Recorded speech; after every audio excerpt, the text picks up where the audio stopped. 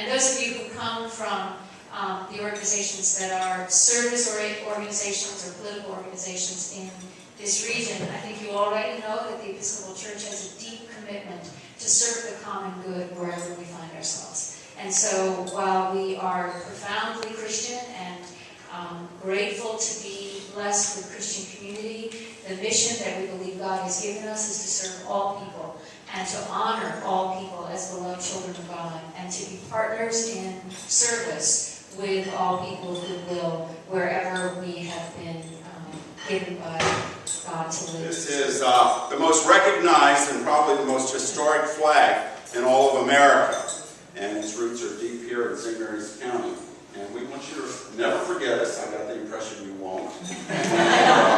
Just a constant reminder, I'm going to give you this flag. It was I was like three or four votes short on the first ballot. So we knew it was going to happen after the first ballot. And yeah, we were dancing for joy. It was amazing. It was amazing. I was, so, yeah, as you can imagine, I've never experienced anything like that in my life. It was a combination of a lot of different things that came together when I was in my early 20s. Very inspirational priest in my own life. Some strong religious experiences that made me want to do something of significance with my life. A love for the Episcopal Church, and just the right number of people who encouraged me to put myself forward. And so I did. And it's a miracle to me. It's a miracle that it came together. I remember when I was accepted, when they told me I was going to be accepted as a priest, because you have to be sponsored. I was filled with joy, and so it's been a gift. I think the reason I was elected is because I bring a huge desire to support and rebuild the congregations of the diocese. And that's what I spoke about. That's what I heard from the congregations and the leaders when they were determining what kind of bishop they needed. So it was a real example of a person, me, bringing a passion and a life history and a commitment to something, the rebuilding of the churches, that the diocese determined that they needed. So it was almost from the beginning, actually, there was this sense that we were talking on the same wavelength. It was uncanny and very exciting. So I think that's why. The fact that I'm a woman means that I have the sensibilities of someone who's juggled being a full-time career person and a full-time mom ever since I started this work. I bring the sensibilities of the side of the human species that only a short time ago couldn't do these things, and so that makes me all the more aware and perhaps sensitive to other people who are excluded, because it wasn't that long ago when things like this wouldn't be possible for someone like me. I'm also aware of the people that fought really hard to make. I stand on the shoulders of a lot of really strong and brave women who went before me. So but I think that's why, and I may not have enough information yet to determine that.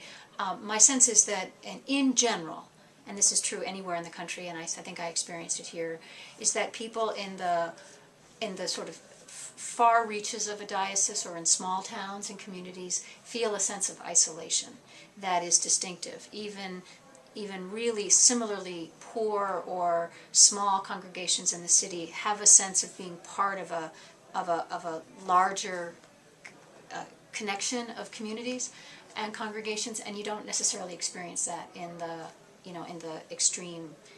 And Southern Maryland is the far southern extreme of the Diocese of Washington, so it feels like there's a real distance to overcome.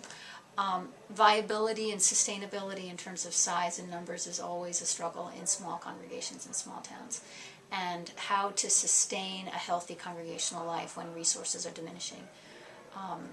In general, the Diocese of Washington and the Episcopal Church in general is aging. In other words, our members are getting older, and we don't have a strong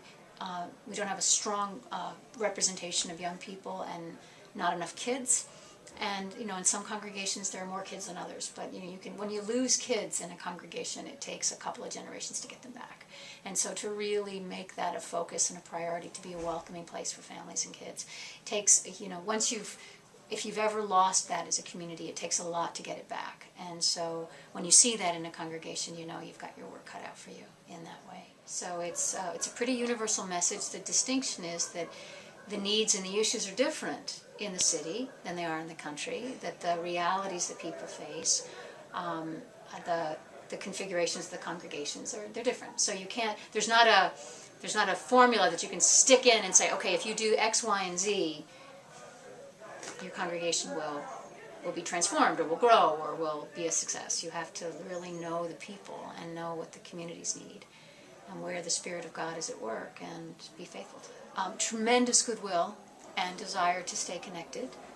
Real focus on children and maybe the growing awareness of the underserved communities of this area, and the fact that in one of the wealthiest counties in the state there's a lot of poverty and the struggles that come with that you may not see if you only drive by the beautiful homes and the waterfront and the areas of the county that are doing quite well, and that most of the people in this room had their eye on those people that are in greatest need, and that's where the churches need to be. So I was thrilled.